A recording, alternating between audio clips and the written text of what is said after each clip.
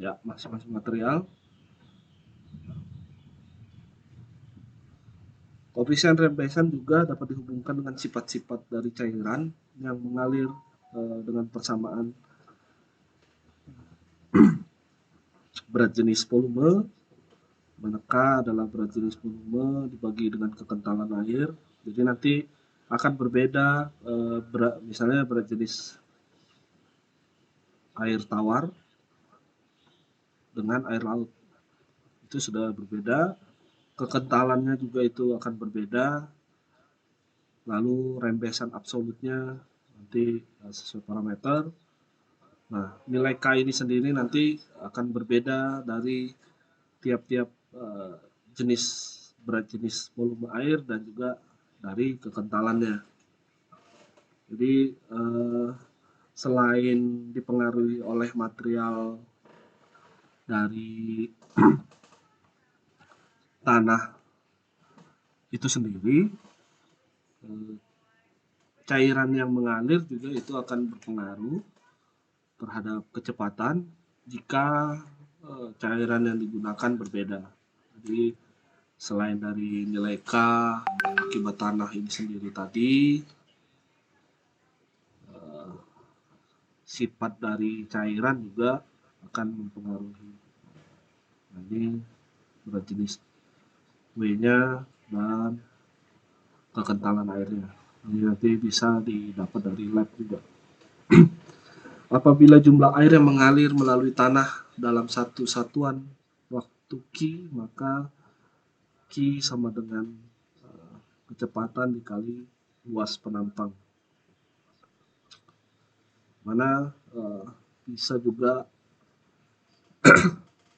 luas penampang pori yang melintang atau AV dikali dengan kecepatan dari luas penampang yang melintang dari luasan pori tadi, yang kecepatannya nanti misalnya berada di sini dengan ada pori di atas. Nah, nanti kita akan hitung juga lajunya.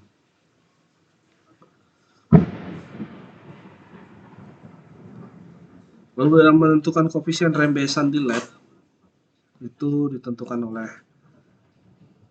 permeabilitas suatu tanah adalah suatu ukuran dari kemampuan untuk mengizinkan aliran fluida melaluinya. Jadi nanti permeabilitas itu nanti dihitung nanti terhadap parameter tadi, ada K ini, kemudian C tadi. Ada kecepatan, ada luas penampang, di mana kecepatan itu dari koefisien rembesan dikali aliran gradien atau L-nya, ini nanti luasan penampang yang dilalui adalah A.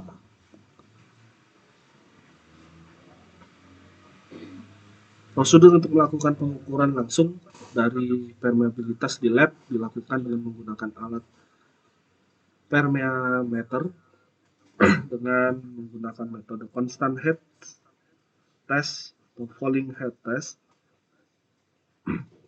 Jadi ini adalah uji tinggi constant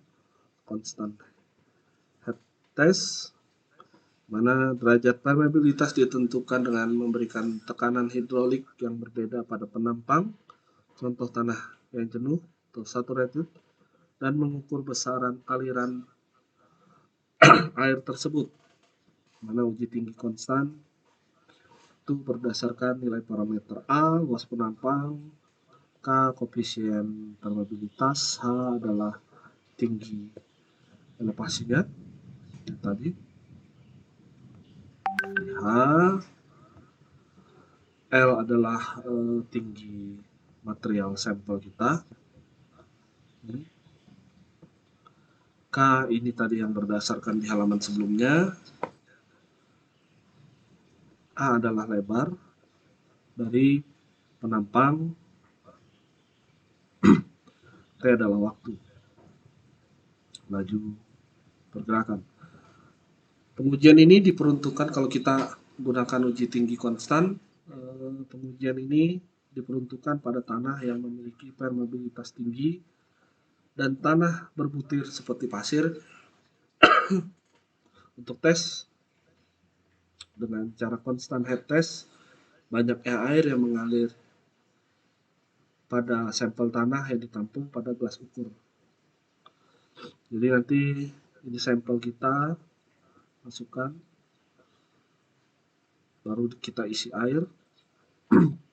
Ini adalah batuan berpori. Nanti dari benda uji ini, air yang ada di dalam sini otomatis akan bergerak ke gelas ukur.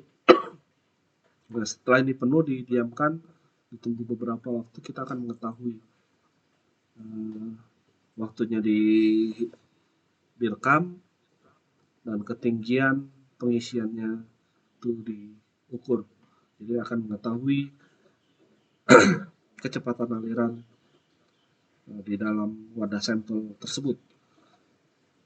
Jadi tiap-tiap masing sampel tanah itu otomatis akan berbeda pula laju rembesannya.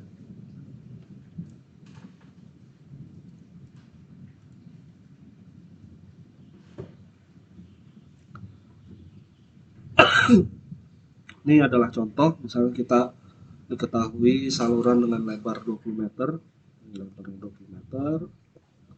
dengan tinggi air 3 meter, kita isi berada di atas lapisan kerikil yang sangat lolos air. Jadi, berada di kerikil dengan porinya cukup besar.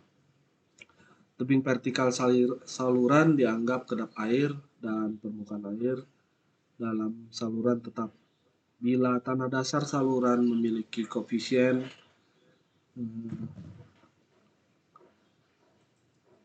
aliran adalah 2 kali 10 pangkat 5 atau 0,00002 meter per detik, dan aliran dianggap arah vertikal, jadi alirannya ke bawah